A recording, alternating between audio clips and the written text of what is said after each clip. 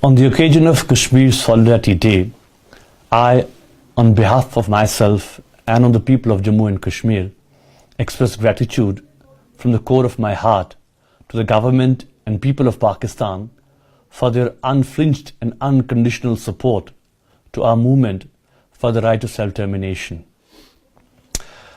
Kashmir feels grateful to Pakistan for its continuous political, diplomatic and moral support for its effort from day one regarding the resolution of the Kashmir dispute in accordance with the wishes and aspirations of the people of Jammu and Kashmir.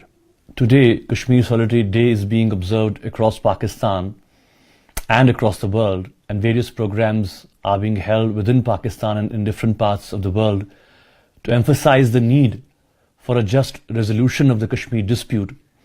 The people of Jammu and Kashmir continue to suffer at the hands of the Indian forces of occupation, who don't let any occasion to go without brutalizing the population of Kashmir by going on a rampage of killing and wounding the people, especially the youth, besides harassment and destruction of property at large scale.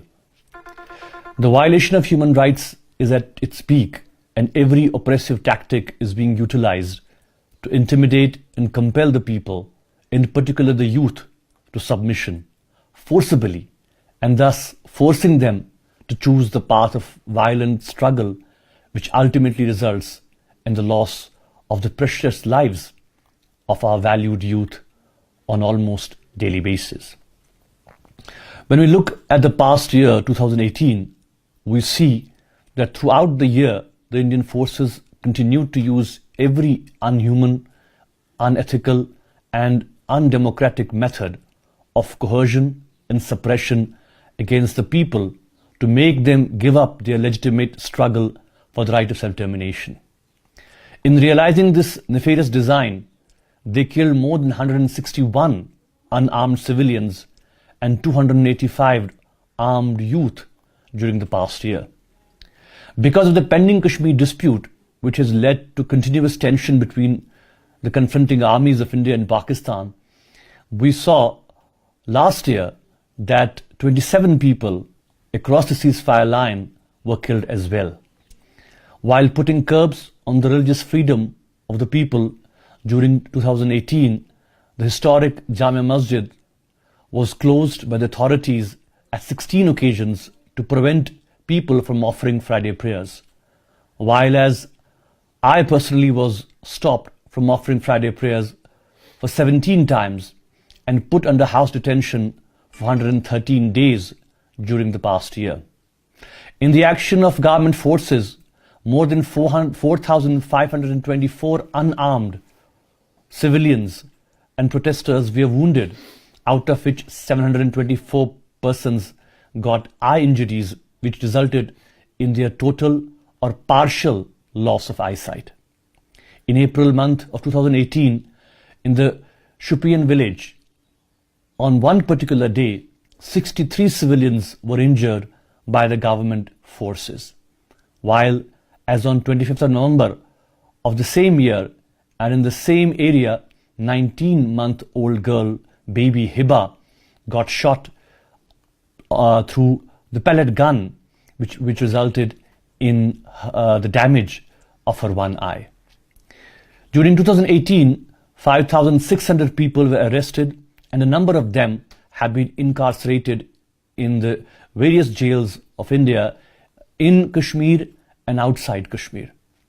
Most of the resistance leadership and activists are under detention or house arrest or in police stations during the most part of the year.